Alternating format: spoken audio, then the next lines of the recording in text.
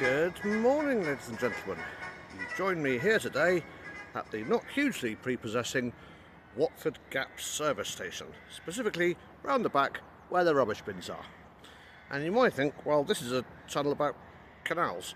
Why have we got a somewhat grotty service station here? And the answer is, if we turn around and have a look beyond this fence, there is something rather nice, and that is a canal. In order to get there, we're going to have to do a bit of walking. So let's go.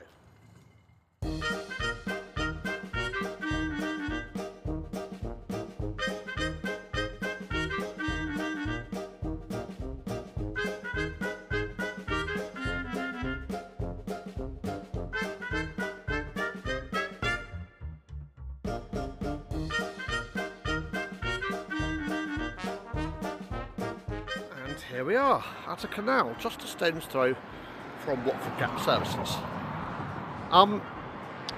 This is, on the face of it, no more remarkable than any other stretch of canal, but there is a surprise quite near here which is worth going to have a look at, and that is the Watford locks.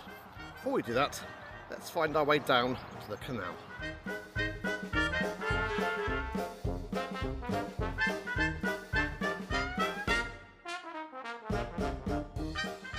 Well now, it seems reasonable to ask, why am I at this stretch of canal as opposed to any other stretch? And it's because Watford locks are interesting from a technological point of view. That is because they include some staircase locks. Now, there aren't that many staircase locks on the system, and most of those that are two locks sort of joined together with a single gate. But there are a number of places, here being one of them, and Foxton and also Bingley, which have got more than one chamber, or sorry, more than two chambers in a row. So I thought it was worth going and having a look and explaining a bit about how they work. The M1 motorway is there, so I apologise if we have lots of traffic noise. Before we do start to explain the locks, I suppose a bit of history about this particular stretch of canal would be a good idea. So this is the Leicester line of the Grand Union Canal. Or to put it another way, before it was the Grand Union Canal, it was called the Grand Union Canal. That's right. You might know it as the old Grand Union. Essentially, what happened was the Leicester navigation, which was essentially a navigation of the River Soar, was aiming to go past Market Harborough and on, but they ran out of money. And so, as a sort of alternative measure, this was built. It was a union canal in the strict sense, in that it created a union between the Soar navigation and the Grand Junction Canal behind me, and it was built sort of quite cheaply in an attempt to get, boats moving as fast as possible, and it certainly did that. And it was very successful in as far as it went. But in the 1930s, 1920s really, there was a concerted effort to make this canal sort of more competitive, to try and get it to remain commercially viable. And they came up with a cunning plan, and the cunning plan was to widen the locks at Watford, and also to build a boat lift, an inclined plane boat lift at Foxton, which would allow wide beam boats, or more boats at least, to get from London up to Leicester. They sort of slightly did it the wrong way around. They built the boat lift first at Foxton, but never got round to widening the locks at Watford. And that was essentially the death knell for the boat lift. You can still see the remains of it at Foxton. There used to be a project to try and restore it. I think that's a little bit mental, but I think it's now changed to a project to just conserve the remains. The boat lift itself was huge, expensive, needed enormous quantities of maintenance. It needed a steam engine running 24/7. It didn't work at night, and it provided an enormous amount of ability to move boats, but unfortunately, because these locks were never widened, the boats never arrived. And so after only 10 years or so, in the early 20th century, it was mothballed and then finally dismantled and scrapped. And that's sort of the fault of these locks, or at least the fault of the company for not widening these locks. At this point, the Canal company was more or less being funded by fellows Morton and Clayton, who were a canal boat carrying company, because they were principally the only people to use the canal. And I think they paid for a lot of the works at Foxton. In any case, fellows Morton and Clayton staggered on for a few years and then collapsed around about the time of the Second World War. So what we have here is a narrow canal that shouldn't have been narrow, served by staircase locks that shouldn't have been staircases, and going up towards an enormous and very shiny boat lift which only ever worked for 10 years and has now been derelict for around about 15 times that, or 13 times that. So, without further ado, let's go and have a look at some locks and discuss what we mean by a staircase lock. So, here we are at our Watford bottom lock, and we find something slightly odd which you don't find at a lot of flight of locks. You find a sign saying please go and find the lockkeeper and do not enter the lock until you've booked in. And they go, well, why? It's just a lock. And in fact, if we turn round, you can see there are boats waiting their turn to go up. So you have to ask yourself, what is so special about this lock that means that you can't just go straight up? Let's go and take a look.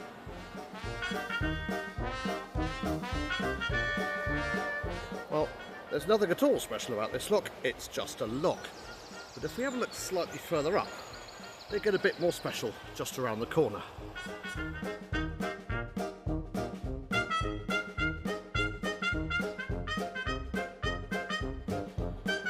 Quick stop and note, can you see the subsidence there?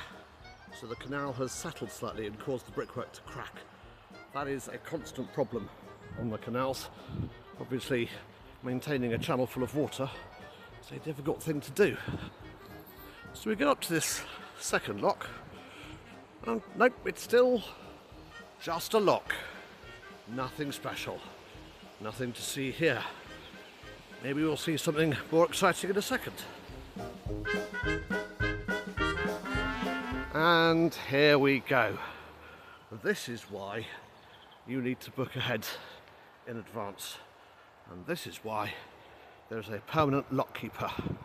Just before we take a really close look, have a look to see if you can spot the red paddles.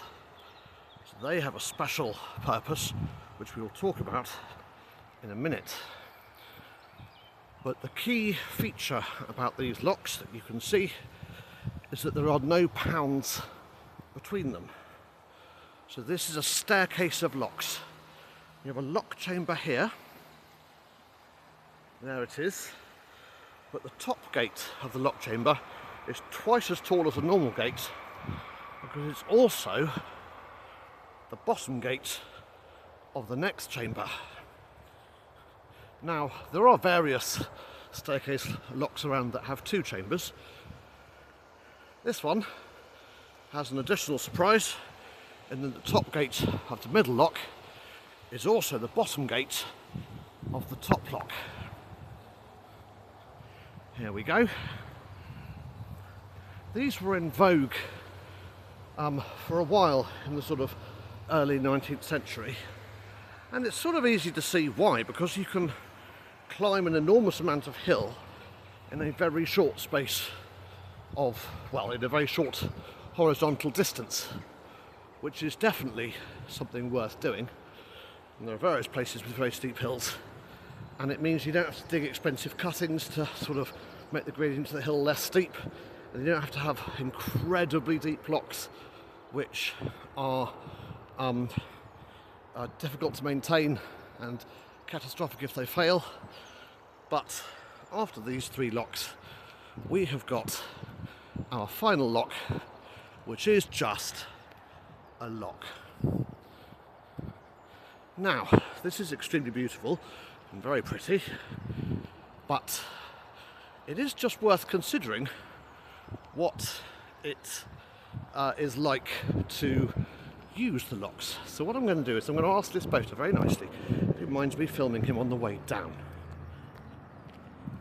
Okay, so the gentleman has very kindly said that I can video his boat, which is very nice of him, and the Canal and Road Trust volunteers have very kindly said that I can video them, which is amazing. So here we are coming out of a completely ordinary lock, but going ahead into a slightly exciting lock. Let's go and take a look. Now then, here we have a little bit of fun and games, because we have a full lock here, but if you have a look at the next lock down, it's also full. So if we were to take this water and just chuck it into the lock below, it would overflow the lock and we would waste a lot of water. Fortunately, if you have a look at the paddles, they're not on the gates, and they are ground paddles, but there are different sorts of ground paddles. This paddle here dumps water into this pond, this pond here. And this paddle here, this red paddle, takes water out of the pond and chucks it into the lock chamber. So the gentleman was just explaining to me that you always operate the red paddle first, because if you operate the white paddle, then you run the risk of overflowing the pond into a spillway and you waste water. So you operate the red paddle first and then the white paddle. Let's step back and watch it in action.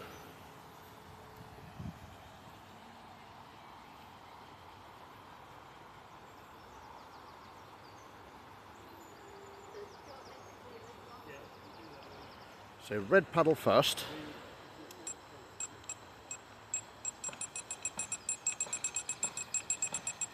So where is the water going now then? What's? Yep.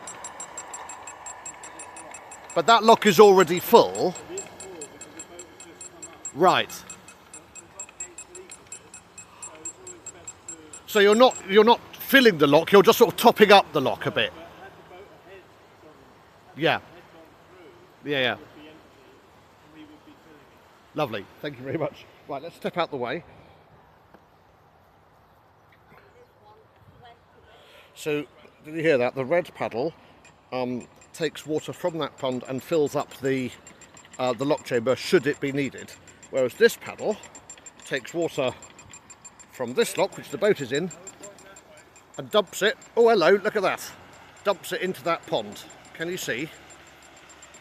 So that very nicely gets round the need to have the whole flight set up for one boat before you start anything. Obviously, if there weren't these side ponds, we'd have to empty the middle lock and waste that lock full of water before we could start, otherwise we'd overflow everything.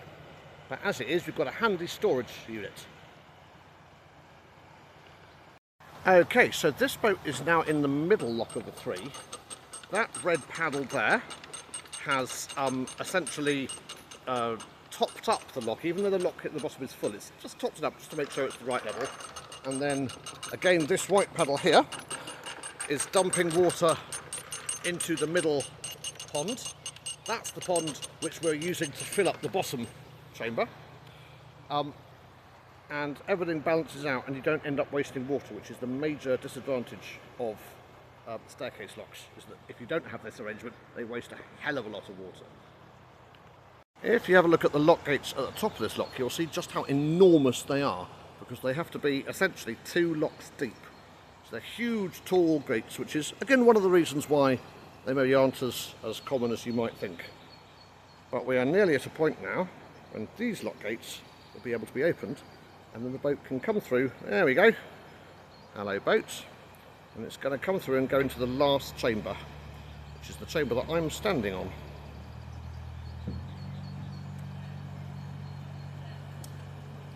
I imagine it's a bit exciting. Down at the back of the boat in that lock, being gently sprinkled with water. And now I need to get out of the way because the lady needs to operate the lock. So sorry. Thank you. Right, so down to the last chamber. And again, we're going to open the red, I'm not going to, but they're going to open the red paddles just to top up the chamber, and the white paddle to drop the water into the side pond. So there is a through route from the water in this lock chamber out into the side pond, then back down into the top chamber, and no water has been wasted, which is quite a useful thing to do. And I'm going to sit down and explain why in a minute. However, let's look at this situation, let's look at this operation from slightly below the lock, and we'll be able to see the boat disappearing. So again, red one just topping this chamber up if it should be required, and also allowing throughput of water. So the rules are the red one gets opened first, and then the white one once the boat is ready. Are you ready? And down we go. One of the things I like about narrow locks is that they fill and empty pretty fast compared to wide locks. So you'll be able to see that now this is open, even though there's only one paddle on it. So most locks have got either 2 or sometimes even 4 paddles. The boat is going to disappear reasonably swiftly. And there it goes. You can just see her disappearing down. Now then, when you get to the bottom chamber, it all becomes fairly standardised. As you can see, bottom chamber, it's just a set of lock gates with some paddles on it, actually on the gate, and then you have done. Isn't that amazing? Alright, well that was a lot of fun, and it's really good, you know, to see it in action. But it is worth asking the question, if staircase locks are so amazing, why aren't all flights of locks staircase locks? You could get up hills really fast, and you know, they're good fun to use, and they're exciting, so why not have lots and lots of staircase locks around? Well, the answer comes when you talk about water conservation. If you think about a flight of, let's say, 5 locks, you're going down a flight of 5 locks. When you go into the top one, you're going to take a lock full of water from the top pound, and then you're just going to follow that lock of water down. So one boat going down a flight of locks uses 1 lock full of water. And also if you're going up a flight of 5 locks, if you think about it, every time you fill up a lock, you're stealing a lock full of water from the pound ahead. But then when you empty the lock ahead of you, you're immediately putting that water back into the pound. So you end up finally stealing a lock of water from the pound at the top. And again, 1 boat equals 1 lock full of water used for every boat going up. But with a flight of locks, if you've got boats coming in opposite directions, okay, the boat doesn't care, the hydrodynamics don't care, if the lock of water that you're pulling down as you're going up has got a boat in it, right? So you can have a boat going up a flight of locks and down a flight of locks at the same time. And under those circumstances, the net amount of water used is half a lock of water per boat. So a flight of locks uses between 1 and 1.5, between half and 1 locks of water per boat. But if you now think about a staircase lock, and a really simple one in which each lock just drains down into the lock below it, so not like these ones, not with side points. If you're going down a flight of 5 locks, what you want is you want the top lock to be full, and then you want the next 4 locks to be empty. So the top lock fills the next lock, that lock fills the lock after, and so on. And again, going down, each boat just uses 1 lock of water, absolutely fine. And if you're going up the flight of locks, you want the bottom lock to be empty so you can get in, and then the 4 locks above that to be full, so that lock 2 drains into lock 1, lock 3 drains into lock 2, and so on and so forth. So again, going up a flight or a staircase of locks, boats use one lock of water.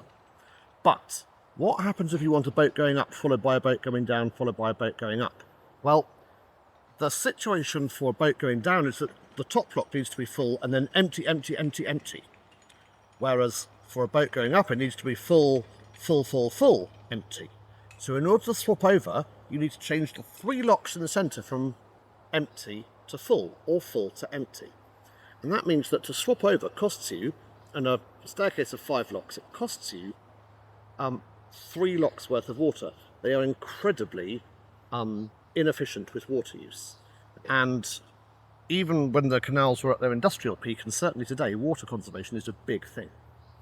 Now, this particular lock flight has got a trick up its sleeve, which we've already seen, that you can put the water into a side pound, store it there and use it. So actually swapping over doesn't cost you the middle lock of water every time. Okay, and that's really good. But it does mean that the way in which the paddles are opened seriously matters. And it also means that it is relatively complicated to use. So hence why some of them are painted red and some of them are painted white, and they've got the rules of red before white, but you've got to remember red before white. And you know, it's that's why these locks are broadly manned, and you can't go through them unmanned. That's quite important. So they're only open some hours of the day. I think they open at 8 and they close, like last boat, up at 5:30, something like that, during the summertime, and in the winter they're just closed. So staircase locks are amazing, but they come with significant problems. There are other problems as well. If you're building a lock chamber that's essentially 2 locks deep, you've got a lot of hydrodynamic pressure going on there. You've got to build them really, really strong. And so they are a brilliant solution for an extremely specific task, which is getting up the side of a very steep hill where you don't want to dig out the side of the hill. And they're really good fun to use, but it's not a surprise that they never caught on in the canal system as a whole. There are a few around the system. So if you're just talking about pairs of locks, there's quite a few of those. There's one at Aylesbury, there's one going down into Leamington Spa. There is one on the BCN. There used to be 3 on the BCN, but 2 of them have now been, the canals have been closed and filled in and had houses or industrial units built on them. In terms of bigger ones, there's only 3 really bigger than 2. I think there's only 3 staircases that are bigger than 2 chambers wide. There's this one, which is 3. There's Foxton Locks up that way, about another few hours cruising, and that's 2 lots of 5, so a total of 10, but it's 2 staircases of 5. And then there's the Bingley 5 rise, which is the only wide beam 5-chamber lock system on a 5-chamber staircase on the system. And again, you're absolutely not allowed to go through that yourself. You have to have help through it. However, I hope you've enjoyed seeing one in action, and I hope you enjoy these videos. And I shall make another video soon, so if you like these videos, please do like and subscribe, and maybe if you I don't like having my face on video, but if you enjoy it, then do let me know, and I'll see if I can make some more videos with my face in them. Thank you very much. Goodbye.